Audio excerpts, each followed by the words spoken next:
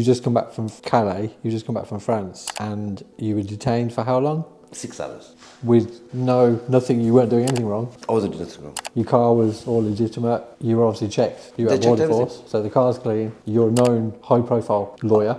Exactly. Under Schedule 7, they can detain anyone if they feel that, it's for national security. But again, like what you just said, they know who I am. I'm born here, bred here, I live here. What threat would I be to national security? And it's not about the situation with the teacher and the video. No, I believe that this is political persecution, this is. And when I was stopped originally and they mentioned my name first, before anyone else in the car, I had suspicions. And I said to my passengers that I think this is political, this is not a normal stop. Because if the police stop you, the Border Force stop you for misuse of drugs act, for example, and they search your car and they don't find anything of significance, they let you go. They don't turn around and say, the police now wish to speak to you. They don't do that. And that has never happened. I've never experienced anything like one myself anyway. I've been around no one. I've never heard of anyone experiencing that. After Section 5 is done, it's done. You're on your way, you're gone home. Or you get arrested. There's no second search, ever. So when TAC turned up, TAC are the counter-terrorism team. When they turned up, my suspicions were confirmed. And I said to the boys in the car, I said, I told you guys. And when TAC started questioning me, their first line of questioning was about politics, what my political aspirations are, what I intend to do in the future for politics, Really?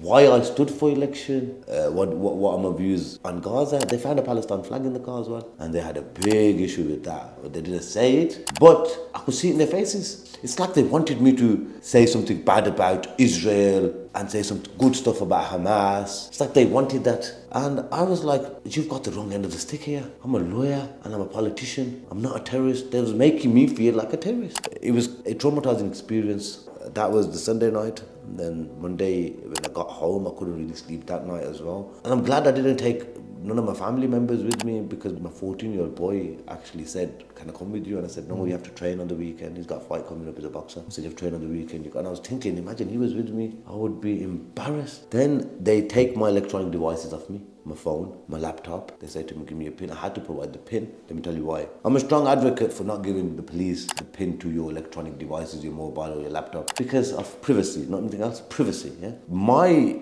phone is subject to legal professional privilege because I've got client documentation on there. And my laptop is. But in this instance, I had two choices. Either give the pin or get arrested after the 6-hour detention is over. And then I could be in custody for 14 days. So I had to make that decision to give the pin and to go home. I was threatened with arrest that as soon as this detention ends, you will be arrested and then we can take you to Kent, somewhere in Kent. And I thought to myself, it's unfair, not on me, it's unfair on my family, because they would have to go through a lot. And secondly, I thought to myself, I've got nothing to hide. And I don't want to be seen as someone who's interrupting legal proceedings, even though no proceedings are started, investigation or legal examination. I don't want to be someone seen as someone to do that, because that'll be all over the newspapers again. Mr. Yakub didn't get the police's pin, he must be doing something criminal or whatnot. They gave my phone back today, by the way. You got it back today? On the way here, my wife texted me saying, phone's been dispatched. Your phone's Yeah. Did they take a laptop as well, or just your phone? They've still got the laptop. Really? So I don't know why they haven't given both of them back at the same time, but I assume they've got into my phone and downloaded it and given back, and they haven't yet got into the laptop. So it's not like that. Not like I'm going to use that device again. Most likely that will be subject to a listening device of some sort. Even now, when my phone rings and I have a conversation with people, the other side, my son said it this morning that I could hear crackling, I could hear beeping in the background and stuff like that. But they are barking up the wrong tree. Was it a car registered in your name? Yes.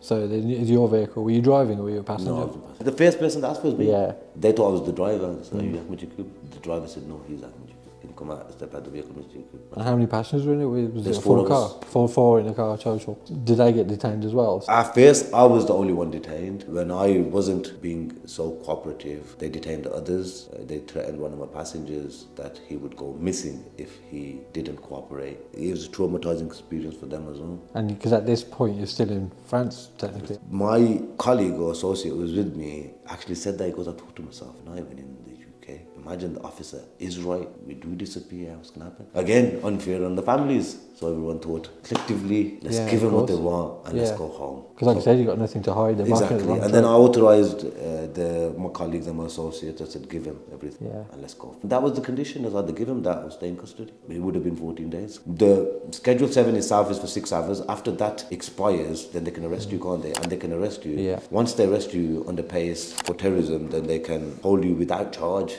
14 days. I'm glad you're not, obviously. Yeah, For you, your family, your clients, everyone, and us. So no, it's fantastic. I'm glad it didn't go on, and obviously you've managed to get yourself. Is that over now, do you think? Is that... Of course it's over. I mean, they're not going to find anything on the phones anyway. I mean, but I don't think it's over in terms of them targeting me. No, it's just a start. Are you going to be complaining about that? Are you going to be... Yes, I'm going to be complaining. I come from a legal background, as you know, and I know that the complaint will only get so far.